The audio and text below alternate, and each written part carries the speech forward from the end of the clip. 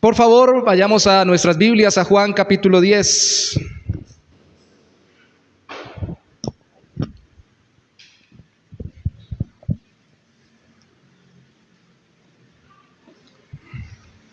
Ya lo leyó mi hermano Sadra al inicio, leyó 2 versículos también mi hermano Michael antes de una canción, pero vamos a volverlo a leer para reiterarlo hoy. Juan capítulo 10, versículos 25 al 30. Juan 10, versículos 25 al 30. Gracias, hermano. Jesús, leo en Reina Valera contemporánea, Jesús les respondió: ya se los he dicho y ustedes no creen. Pero las obras que yo hago en nombre de mi Padre son las que dan testimonio de mí. Si ustedes no creen, es porque no son de mis ovejas. Las que son mis ovejas oyen mi voz, y yo las conozco y ellas me siguen. Y yo les doy vida eterna, y no perecerán jamás, ni nadie las arrebatará de mi mano. Mi Padre que me las dio es mayor que todos, y nadie las puede arrebatar de la mano de mi Padre. El Padre y yo somos uno, o uno somos, como dice la Reina Valera del 60. Hay un dicho colombiano que no sé si lo ha escuchado, que dice: es mejor la seguridad que la policía. ¿Eso qué significa? Por lo general quiere decir que es mejor que aliste todo, prevea todo, programe todo, a estar después teniendo que buscar arreglarlo cuando ya está en el camino haciendo las cosas. Alístese, prepárese, acomode, programe, provea lo necesario para que luego no tenga que hacer arreglos en el camino, especialmente cuando se trata de cuestiones de asegurar que las cosas sucedan como deben ser. Por eso se involucra allí la policía. La policía muchas veces se mete en muchas cosas, ¿no? La metemos en muchas cosas, los órganos de autoridad y de eminencia en dichos, y yo soy culpable también, y mi hermano es policía, es capitán.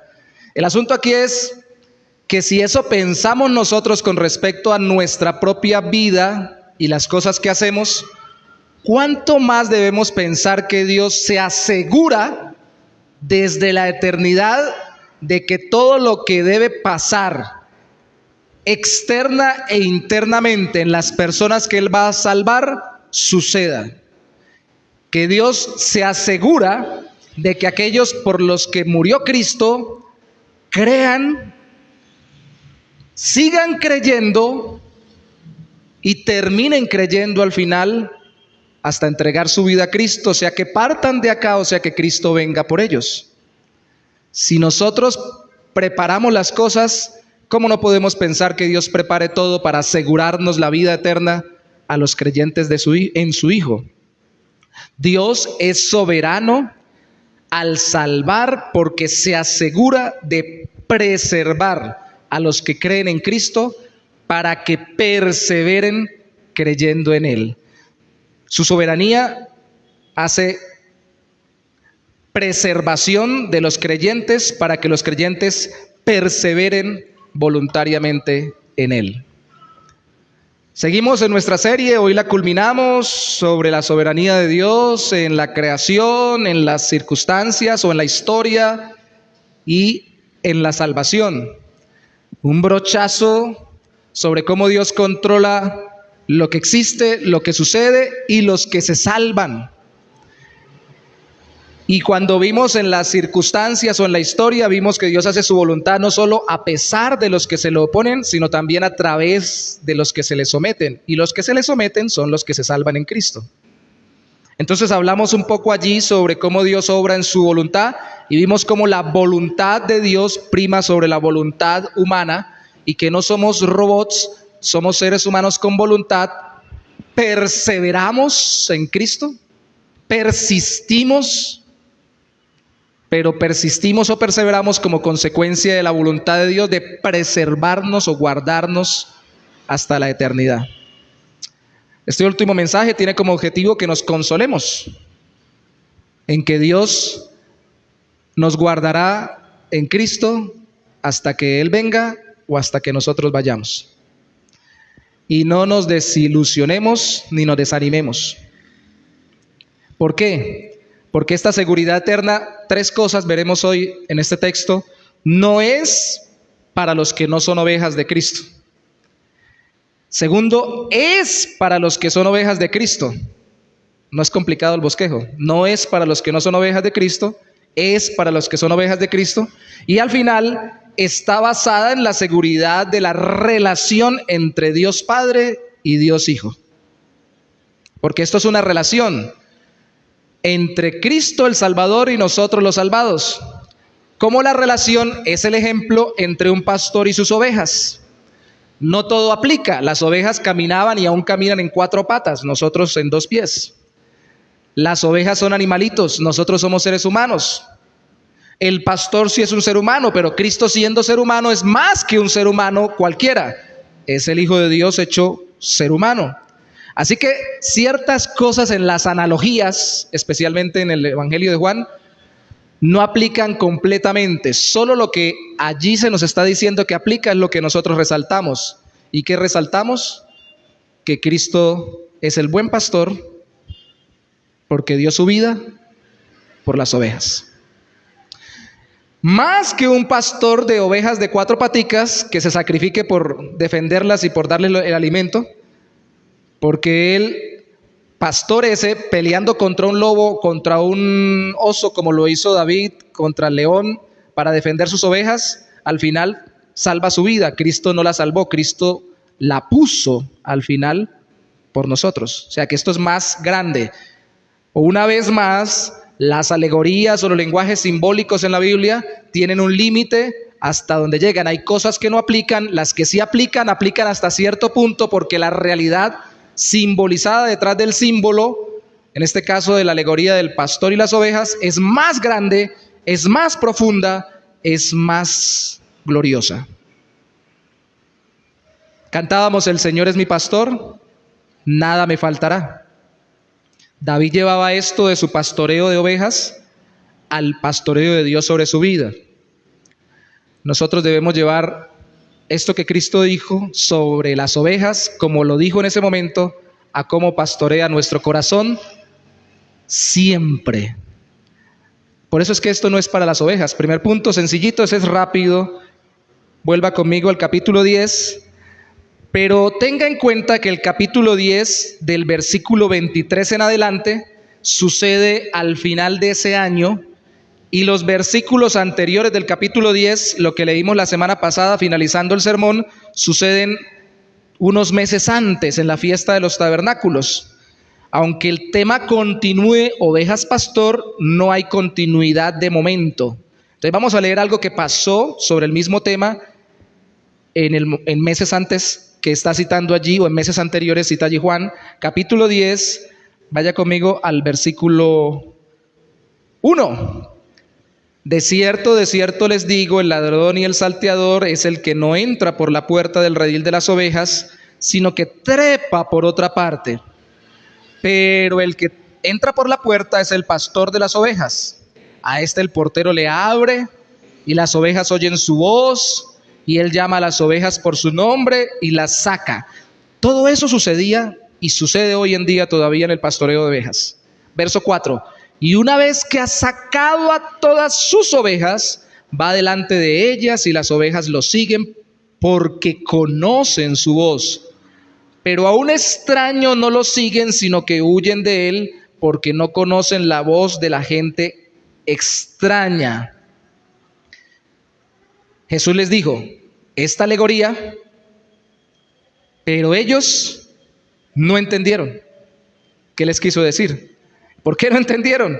Sigamos leyendo hasta el versículo 9. Una vez más Jesús les dijo, en ese mismo momento, meses antes de lo que leímos después del versículo 22, dice, una vez más Jesús les dijo, de cierto les digo, yo soy la puerta de las ovejas. Todavía no dice que es el pastor, dice que apenas es la puerta. Todos los que vinieran antes de mí son ladrones y salteadores, pero las ovejas no los oyeron. Yo soy la puerta, el que por mí entra será salvo y entrará y saldrá y hallará pastos. ¿Por qué leo esto que dijo Jesús después que el autor del Evangelio dice que no entendieron lo que les decía? Porque era un lenguaje simbólico que solamente podían entender las ovejas, los que pusieran su fe o su confianza en Cristo. Los que no pusieran su fe o su confianza en Cristo, les parecería que esto no tenía lógica y le encontrarían peros o dificultades, porque antes de entrar al rebaño y ser pastoreados hay que pasar por una puerta del redil, y Cristo primero se pone como la puerta porque Él es tanto el pastor, el que nos pastorea, como la puerta, el que nos da ingreso para el reino de los cielos. Y si ya de plano no quieren recibirlo, no quieren creer en Él, pues no van a entender nada de lo que les diga Él, porque no quieren entrar a su rebaño, y no quieren entrar a su rebaño de nuevo porque no son de sus ovejas. De hecho, mire conmigo por favor ya una porción más adelante, desde el verso 20 hasta el 24, que no hemos leído. Recuerda, el 20 y el 21 son meses antes, del 22 en adelante, meses después, al final de año, 2 eventos distintos, los une un solo tema. 20, muchos de ellos decían, mire lo que decían de Cristo: tiene un demonio tiene, está endemoniado, y ha perdido el juicio, está loco. ¿Por qué hacerle caso? ¿Qué es la puerta? ¿Qué es la oveja? Eso suena raro. Otros decían, estas palabras no son de un endemoniado. ¿Acaso un demonio puede abrir los ojos de los ciegos? Y aquí está el quick del asunto, la clave. Los que entendieran que las obras de Cristo respaldaban las palabras de Cristo, por lo menos le daban la posibilidad a lo que Cristo dijera fuera verdad, como dijeron algunos. Y si estas obras están demostrando que Él sí es el Mesías. Yo leí en estos días, he leído varias cosas en estos días, a veces estoy medio confundido de tanto que leo por estudios y por el mismo estudio de la universidad, pero como algunos han querido descifrar qué pasó con Pablo, y han querido encontrar con el apóstol Pablo un proceso en el que él fuera entendiendo poco a poco quién era Cristo, y poco a poco fuera siendo convencido hasta dejar de ser perseguidor de Cristo y los cristianos para ser seguidor de Cristo y perseguido por los anticristianos. Y saben, no han encontrado nada, porque antes del camino de Emaús, Hechos capítulo 9, el hombre iba con cartas para apresar más cristianos y llevarlos para que fueran sometidos por los judíos, los líderes religiosos, para que no predicaran más el evangelio. Y si era necesario, participaría, como en Hechos capítulo 7, de la muerte de algún cristiano cuando mataron a Esteban, como lo hizo él en ese momento, lo volvería a hacer. Él iba totalmente convencido, pero después que se encontró con Cristo, incluso algunos dicen que fue que tuvo un ataque de epilepsia, porque dicen que vio una luz y cayó como medio raro. Eso fue que le dio un síndrome tónico-clónico convulsivo, que quiere decir epilepsia. Eso fue que le dio un ataque de epilepsia. Algo raro le pasó, alguna neurona se le torció, porque es demasiado dramático. Voy en contra y después de esto estoy a favor. Esa conversión solo es obrada por la gracia del Señor, pero mientras no haya, las personas que no siguen a Cristo, que no son sus ovejas, van a pelear con Cristo, van a dudar de Cristo, van a confrontar a Cristo para no seguir a Cristo, ni someterse a Cristo, ni entregarle su vida a Cristo. Es normal, y van a decir, no, ese tipo fue un religioso, ese tipo fue un gran líder, sí, fue el salvador del mundo, pero hasta ahí, y no hay compromiso, no hay tintas medias con Cristo. O Cristo es nuestro salvador, o nosotros nos condenaremos eternamente sin Cristo, nuestro Redentor. No es que fue un gran líder, no es que es un gran hombre religioso, no es que un gran erudito. Una de dos, o lo amamos o lo odiamos. O lo aceptamos o lo aborrecemos. Y mientras uno no sea oveja de Cristo, va a patalear hasta lo último, va a poner excusas, va a poner trabas por todos lados como lo ponía Pablo, y va a ir en contra incluso de lo que enseñan los cristianos de Cristo y de lo que vivan los cristianos en Cristo. Esto es muy importante. Es por eso que Cristo, meses después de esto que termina en el versículo 21, en la fiesta de los tabernáculos, continuando el tema, dice el versículo 22, era invierno y en Jerusalén se estaba celebrando la fiesta de la dedicación, cerca del 25 del Quisleu. Jesús andaba en el templo por el pórtico de Salomón. Como era invierno, seguro dicen algunos, caminaba por donde no le mojara la lluvia. Nada raro. Entonces los judíos lo rodearon. Mire, esto había pasado meses atrás, pero seguían con la espina. Y le dijeron, ¿hasta cuándo vas a perturbarnos el alma? Y algunos se han debatido dónde se metió Cristo desde el octubre hasta el diciembre de ese año, que no dice nada el evangelista. Pero sea que estuviera en el desierto o hubiera vuelto a Galilea para regresar después, estos tipos quedaron perturbados en el alma. ¿Vas a seguir perturbándonos el alma hasta cuándo? Dice, si tú eres el Cristo, el Mesías, el Redentor que profetiza el Antiguo Testamento, dínoslo abiertamente. ¡Habla! No nos hables por símbolos, que pastor, que ovejas, que cosas raras. Dinos, yo soy el Mesías y ya. Eso es lo que le querían decir. La respuesta de Cristo es impresionante. Dice, Jesús le respondió, verso 25, ya se lo he dicho y ustedes no creen. O sea, mire lo que dice, pero las obras que yo hago, recuerda el versículo 21, que es el final de meses anteriores, el episodio anterior. Las obras que yo hago en nombre de mi Padre son las que dan testimonio de mí. Entonces, sencillo, no creían porque no querían reconocer que sus obras demostraban que lo que él decía era cierto. Algunos sí, pero la mayoría no. Y no creían, esa es la explicación externa. Explicación profunda, verso 26, si ustedes no creen, es porque no son de mis ovejas. No son de mi rebaño, no son de los que yo vine a salvar. Wow, así de sencillo, así de claro. La Biblia deja claro por todos lados que Cristo murió por las ovejas, lo vimos en Juan. Ahí mismo en el versículo, Juan capítulo 10, en el versículo 10, el buen pastor da su vida por las ovejas. Y los que no van a ser salvos, no solo Cristo no murió por ellos, sino que no van a creer en Cristo, como no creían ellos. ¿Quiénes iban a creer? Los que son las ovejas de Cristo. El versículo 27 y 28 dice, las que son mis ovejas oyen mi voz, y yo las conozco, y ellas me siguen, y yo les doy vida eterna, y no perecerán jamás, ni nadie las arrebatará de mi mano. De tal forma que la palabra oír, que las ovejas oigan, apunta al verbo creer. Ellos no quisieron creer en las obras de Cristo, no quisieron identificar a Cristo como su pastor para someterse a él como las ovejas de un rebaño a un pastor normal. Pero los que sí oyen su voz son los que creen en él, confían en que él es lo que él dijo.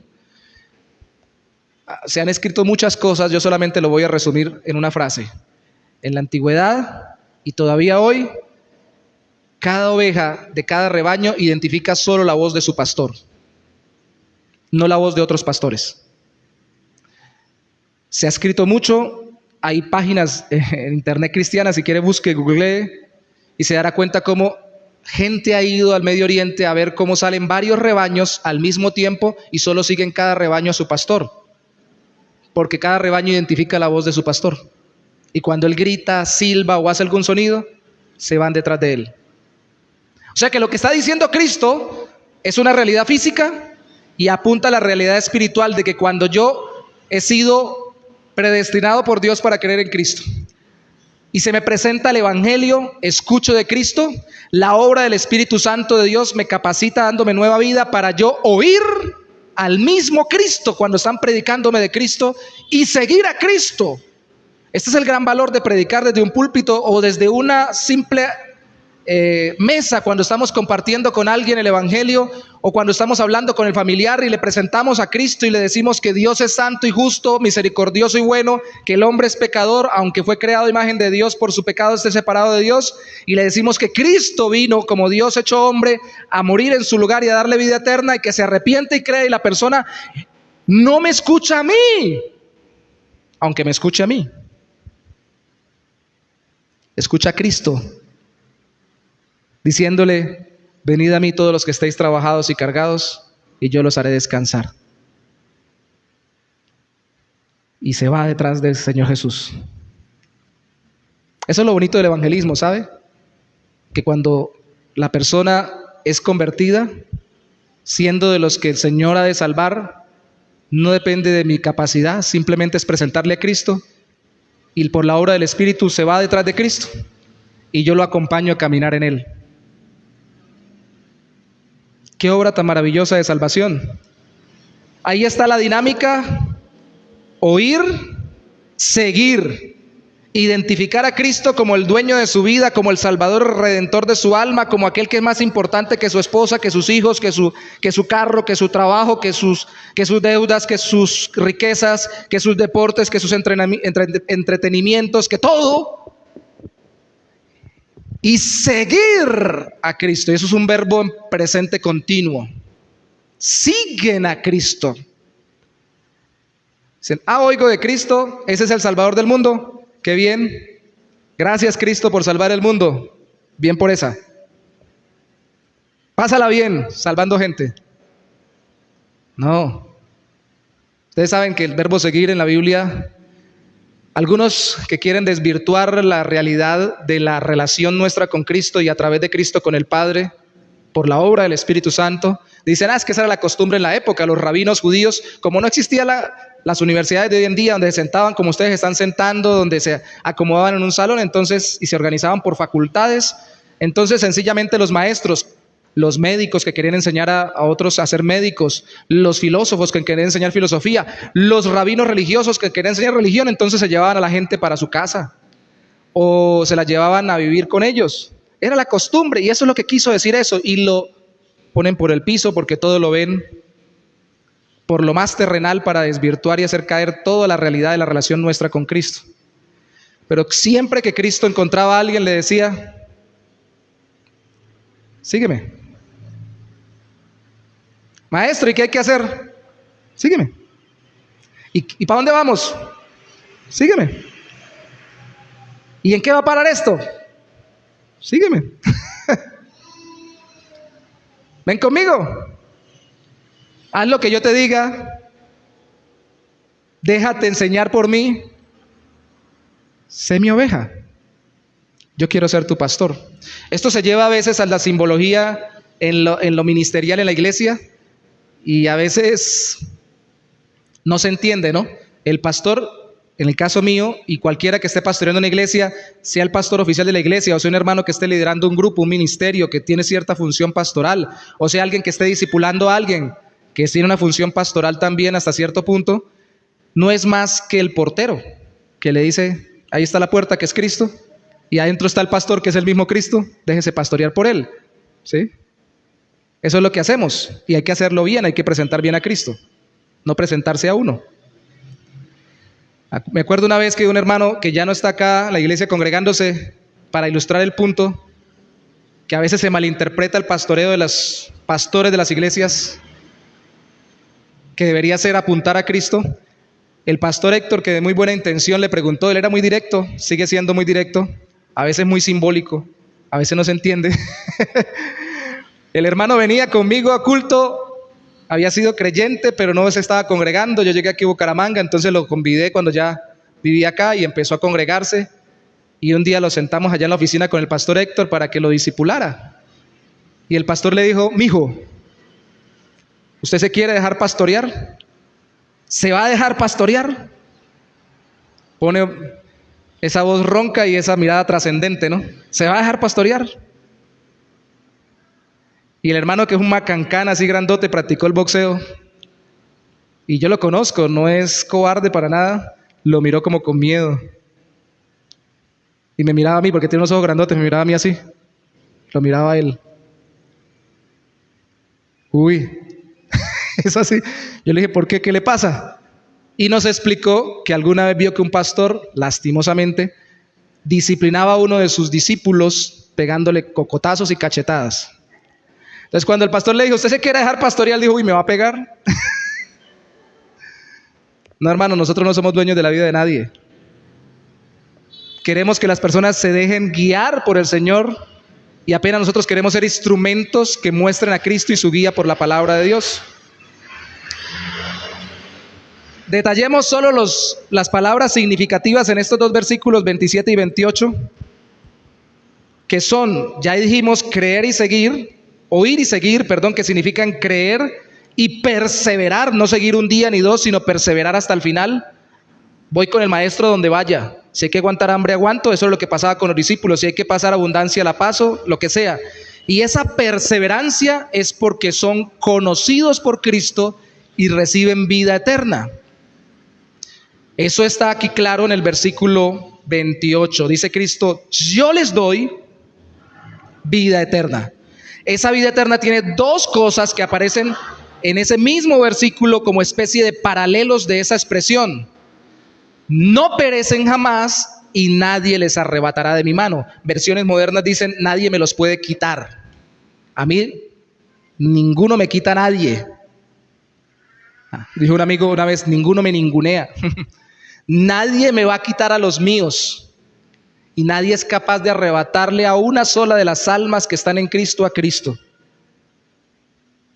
Por eso es que nosotros creemos en la seguridad eterna de los que son salvados. Que la salvación no se pierde, no porque uno sea perfecto el salvado, sino porque es perfecto el Salvador que salva. Y tiene dos connotaciones la obra de salvación eterna. Vida eterna interna para que no perezca. Que así como el pastor cuidaba que la ovejita no se muriera, perdiera su vida, el Salvador, buen pastor de nuestras almas, nos ha dado vida eterna y no nos ha dado una vida que no se acaba porque es, escúchelo por favor de nuevo, que es la palabra más repetida en el Evangelio de Juan, así como reino de los cielos en Mateo y Marcos, vida eterna.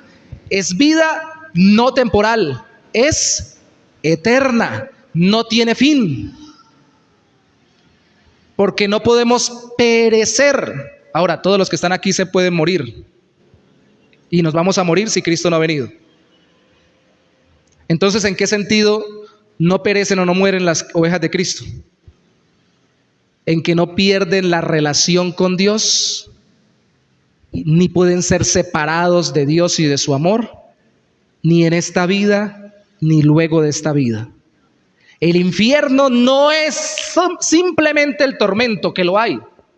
El infierno es la recepción o experiencia eterna de solo el juicio de Dios y nada de misericordia. El cielo es la expresión perfecta y eterna de solo la misericordia, la gracia y el favor de Dios, sin nada de juicio. Porque Cristo nos ha dado vida eterna para que no perezcamos jamás. Les pido que por favor repasen los del grupo de la iglesia, las imágenes que les envié hoy en la clase. Veíamos esto sobre la realidad de la perseverancia final o total hasta el final de los creyentes, a pesar de que caigamos a veces en pecados temporales. Entonces, cuando cae un creyente, ¿qué pasó? ¿Cayó de la gracia o cayó en pecado? Para el que no está en Cristo, caer en pecado es cada día profundizar más en desgracia, porque no tiene la gracia del Señor.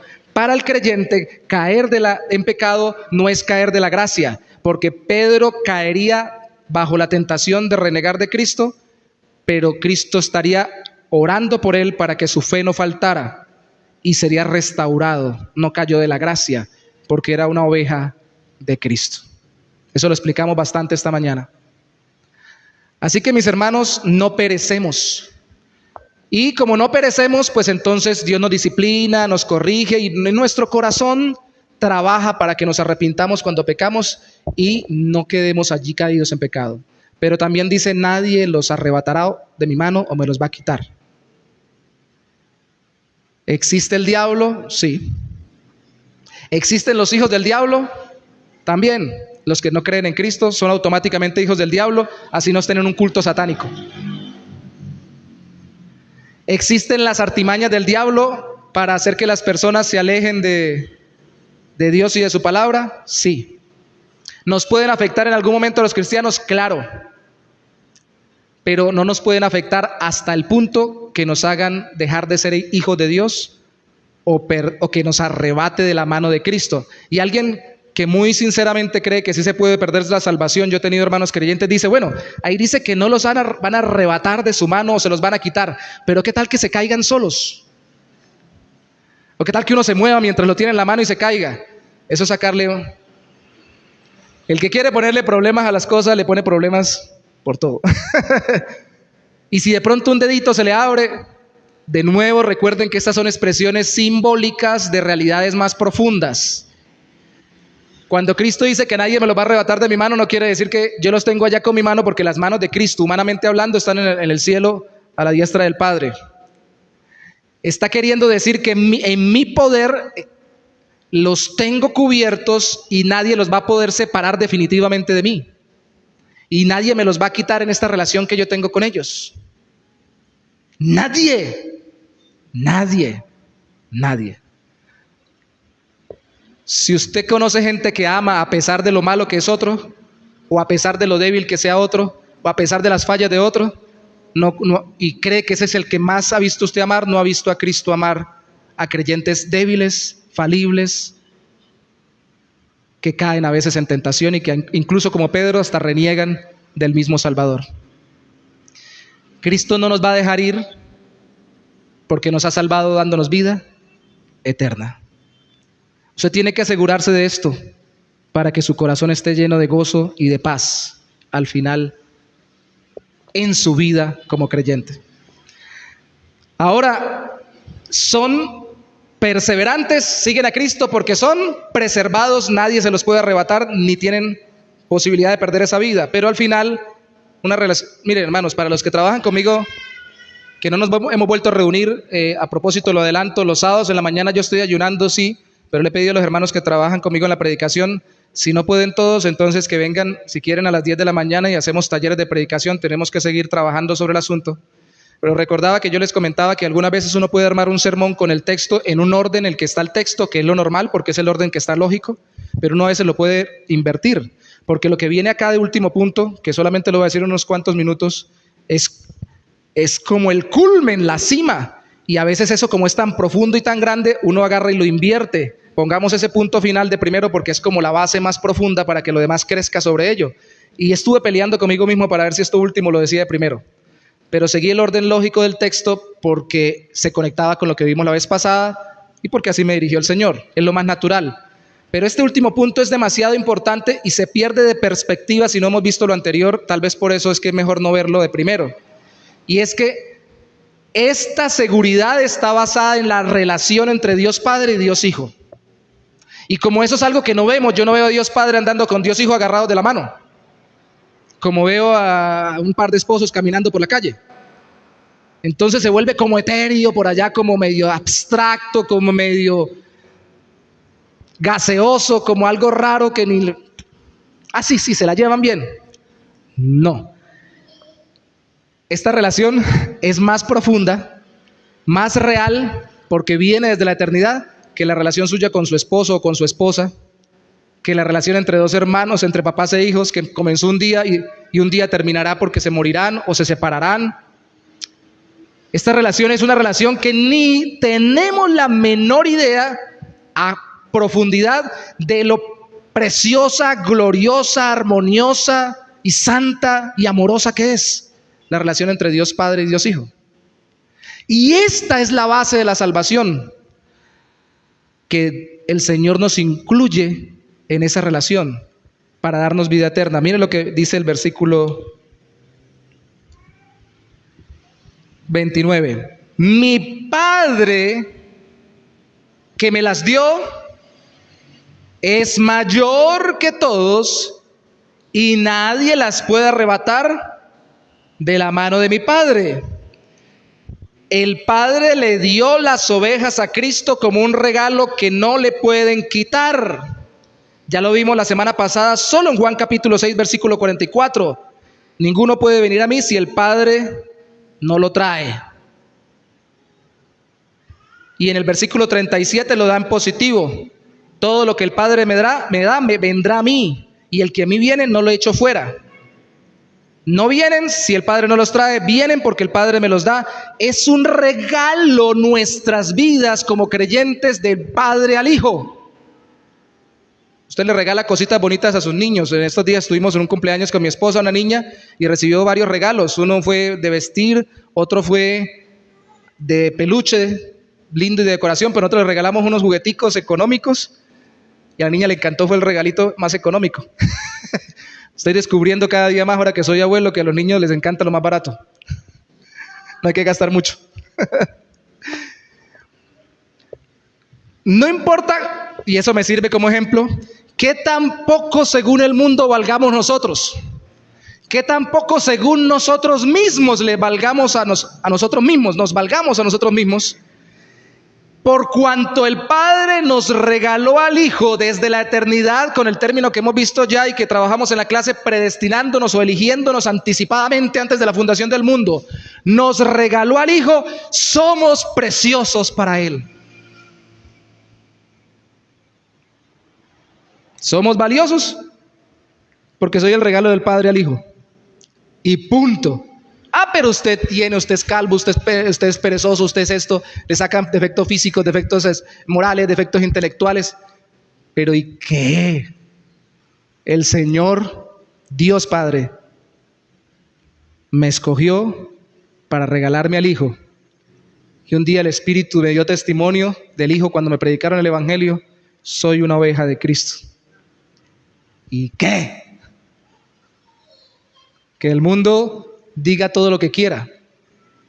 Esto se trata de una relación eterna entre la Trinidad que repercute en nuestra relación con la divinidad, con el Dios glorioso. Yo tengo aquí muchos versículos que hablan, tanto en el capítulo 2 como en el capítulo 4, el capítulo 5, el capítulo 6, el capítulo 7, el capítulo 13, el capítulo 18 y 19 de Juan. El tema es reiterativo sobre cómo Dios escoge a los que salva, y es reiterativo sobre cómo al escogerlos les da una vida que no puede perecer, y al mismo tiempo ellos perseveran porque les guarda. Ellos se mantienen caminando con Cristo, no perfectamente, pero sí sinceramente hasta el final. Entonces esto es seguridad eterna en Cristo, porque somos reflejo de la relación de Dios Padre. Nos dio las ovejas como ovejas a Cristo, el buen pastor. Y mire el versículo 30 conmigo. El Padre y yo somos uno, o uno somos. Primera y primordialmente allí significa somos uno en propósito, porque si usted se da cuenta, el versículo 28 decía que nadie puede arrebatar las ovejas de Cristo de la mano de Cristo. Y en el versículo 28, sí. Y luego en el versículo 29 dice que nadie puede arrebatar esas ovejas de las manos del Padre. Quiere decir que están trabajando en conjunto. Esto es una alianza que algunos le han llamado el pacto de redención. No es el pacto que hizo Dios con Adán y Eva, no es el pacto que hizo Dios con su pueblo, con el mundo a través de Noé, no es el pacto que hizo Dios con el pueblo de Israel a través de Abraham, luego a través de Moisés, luego a través de David. Es el pacto que hubo entre el Padre, el Hijo y el Espíritu Santo desde la eternidad, para llevar a cabo el propósito de su salvación de nuestras vidas. Y son uno primeramente en propósito. Si el Hijo salva, el Padre salva, porque el Padre elige y el Hijo muere por los elegidos.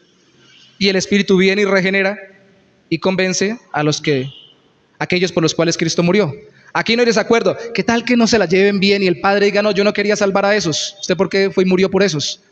O que el Hijo diga, no, es que usted, papá, murió por estos y yo no quería morir, eligió a estos y yo no quería morir por esos, sino por aquellos.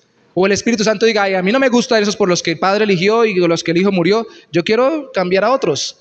Eso existe entre usted y yo, pero entre el Padre, Hijo y Espíritu Santo no ha existido, ni existe, ni existirá. Hay una unidad de propósito en la salvación que asegura que vayamos al cielo y estemos con Él eternamente. Desde ya. Y una de las grandes implicaciones del Evangelio de Juan, que algunos teólogos lo han puesto así, es que tiene una escatología realizada. No dice solamente que la vida eterna vendrá, sino que ya tienen vida eterna los creyentes. Desde ya la estamos experimentando. Porque desde ya tenemos una relación con Dios por medio de Cristo. Por eso le decía que el último punto es como el más... Veo que todos están mirando como así. Yo creo que algunos estarán pensando, ¿y qué? Ahorita tengo que pagar el recibo. Hermanos, hay tantas cosas de este mundo que nos hacen perder la perspectiva de quién es Dios y de la relación entre la Trinidad Divina y la relación de Dios con nosotros. Y por eso es que perdemos continuamente el gozo y la paz en nuestra vida. Porque no disfrutamos más de la redención eterna que nos ha dado el Señor. Vivimos inseguros en vez de vivir asegurándonos de lo que Dios hizo por nosotros en Cristo. ¿Es unidad de propósito? Sí, pero porque es una unidad de esencia, más aún. Aquí viene el gran misterio que lo veremos cuando veamos en los domingos en las 9 de la mañana, teología trinitaria. El Padre y yo, o yo y el Padre, dijo Cristo, uno somos. No dice yo y el Padre somos el mismo.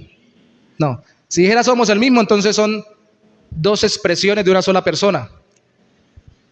Dice yo y el Padre uno somos, una sola esencia divina, aunque sean dos personas diferentes. Siguen siendo dos personas distintas porque dice yo y el Padre y yo. La Trinidad. ¿Y eso qué nos enseña a nosotros? Que Cristo era Dios junto con ser hombre. ¿Por qué creemos que estaba enseñando eso? Porque en Juan capítulo 5, versículo 17 al 18 queda claro, en Juan 8, capítulo 8, versículo 58 al 59 también está claro, pero porque allí mismo la reacción de los que no eran ovejas de Cristo lo deja claro. Mire conmigo por favor, versículos 31 en adelante. Entonces los judíos volvieron a tomar piedras para apedrearlo. Esos versículos que les cité hace un rato fueron donde también quisieron apedrearlo por lo mismo. Pero Jesús les respondió, yo les he mostrado de mi Padre muchas buenas obras, ¿por cuál de ellas me apedrean? Los judíos le respondieron, no te apedreamos por ninguna buena obra, sino por blasfemia, porque tú eres hombre, pero te haces Dios. Luego Cristo les responde con un texto del Antiguo Testamento donde se le llama simbólicamente dioses a los jueces de Israel y les dicen, si eso pasó en la Escritura, ¿por qué yo no puedo decir que soy el Hijo de Dios? Pero aquí lo importante es que Él no refuta el hecho de que Él sea igual a Dios. No solo unido en propósito, unido en esencia. Cristo es Dios. Lo iban a apedrear y al final lo crucificaron porque decía ser igual que el Padre, decía ser Dios. Y aquí refutamos la teoría de que sea diferente al Padre, un Dios con D minúscula, un ángel creado anticipadamente, como muchas religiones lo enseñan, o que sea simplemente un hombre y que no fuera Dios. Él es Dios. Misterio para nuestra mente, realidad para nuestro corazón. Hermanos, de tal forma que, ¿por qué estoy seguro en Cristo? Porque Él es Dios, que en su humanidad se puso por mí, de acuerdo con el Padre, para luego por la obra del Espíritu Santo yo creyera en Él. Y si esa relación ha sido eterna y sigue siendo eterna, la relación entre Dios Padre y Dios Hijo, la relación mía con la divinidad, con Dios, no tiene fin, porque esa relación tampoco tiene fin.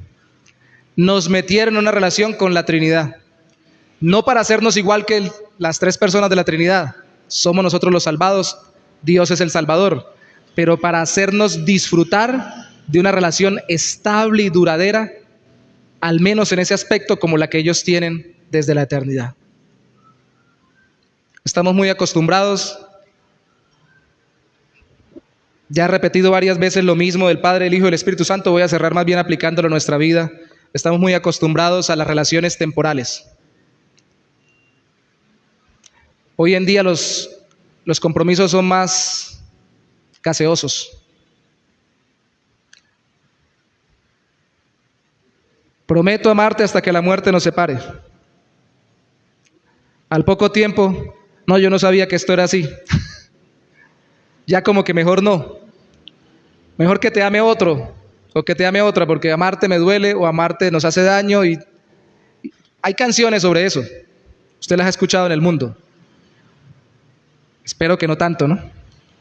Y que no las disfrute.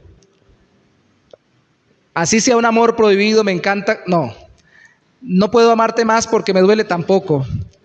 Amor es amor y amor es compromiso.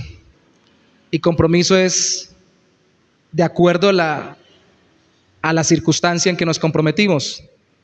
Por eso es que hay tan pocos matrimonios que duren hoy en día. Por eso ni nosotros somos capaces de comprometernos con nosotros mismos. Este año sí voy a cambiar, este año sí voy a orar, este año sí voy a hacer esto, este año sí voy a hacer aquello. Y al rato ya estamos defraudándonos. Estamos tan acostumbrados a que la gente falte a sus compromisos que pensamos, por eso lo hemos trasladado a la Biblia, que la salvación que Dios nos da es hoy sí, mañana no. Y vivimos dudando de que Él nos ame y por eso sufrimos en nuestras vidas. No me iba a decir no me importa, pero bueno, ya lo dije.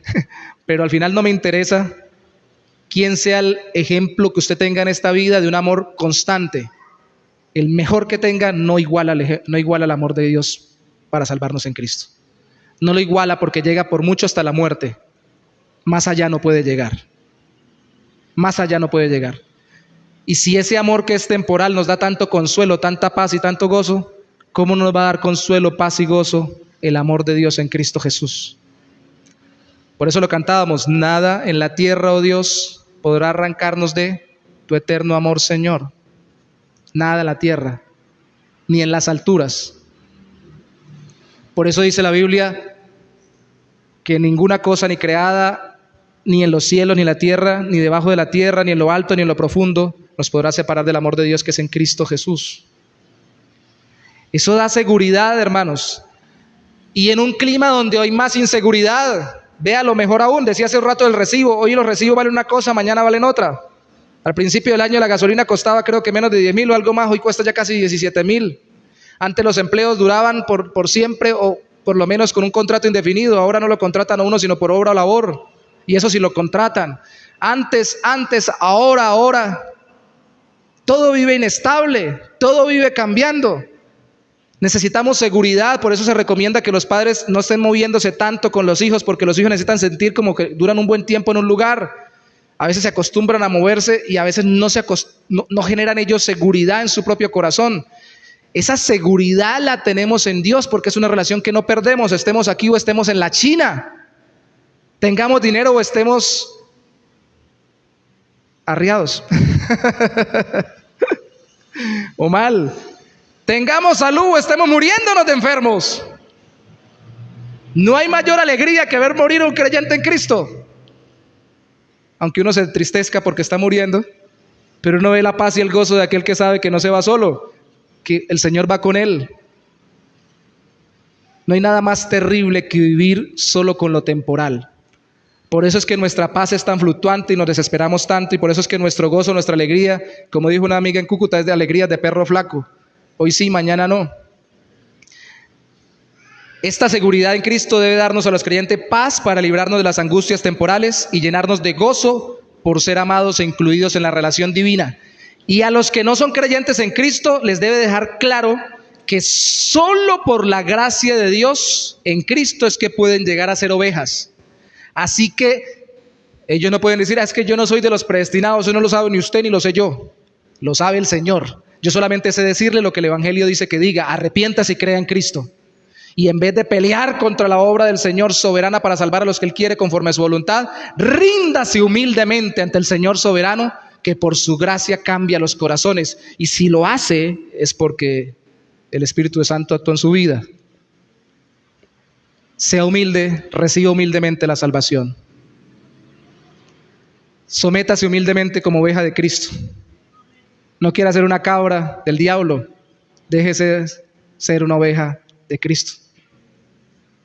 Levántese por favor y vamos a orar, dando gracias a Dios y pidiendo que los que no son creyentes se conviertan humildemente al Señor, y nosotros gocemos de alegría y paz en Cristo. Padre, gracias por darnos esta seguridad eterna. Hay muchos textos, hay muchas cosas que podríamos tocar de tu palabra sobre el hecho de que tú no eres inconstante como nosotros en tu amor para salvarnos en Cristo. Sí, hay cosas que son temporales, nos las das por un tiempo y luego nos las quitas, o nos las quitas para luego volvernosla a dar en este mundo. Cambian circunstancias, cambian situaciones, pero no cambias tú en tu relación con nosotros, porque Cristo es el mismo ayer, hoy y por los siglos. Gracias por amarnos como nadie ni ha podido, ni podrá, ni ha querido, ni querrá amarnos a nosotros. Gracias por escogernos. Gracias por enviar a tu Hijo, Cristo. Gracias por dar tu vida. Gracias por darnos tu Espíritu. Gracias por obrar en nuestro corazón. Gracias por darnos esto que nos da paz y tranquilidad en medio de tanta zozobra en este mundo con todo lo temporal y pasajero. Gracias por darnos tanta alegría y gozo en medio de las tristezas de este mundo con tanto pecado y tantas fallas en medio de las relaciones humanas. Tú no cambias, tú eres el mismo por siempre, Señor. Gracias por ser nuestro Dios y por ser nuestro Señor. Te bendecimos y pedimos que esto que para nosotros es de gozo y paz, sea para los que hoy no son creyentes de conversión y venida o entrada humilde bajo la gracia soberana tuya como oveja de Cristo. Te lo pedimos en el nombre precioso de Jesús. Amén y amén. Dios los bendiga, mis hermanos.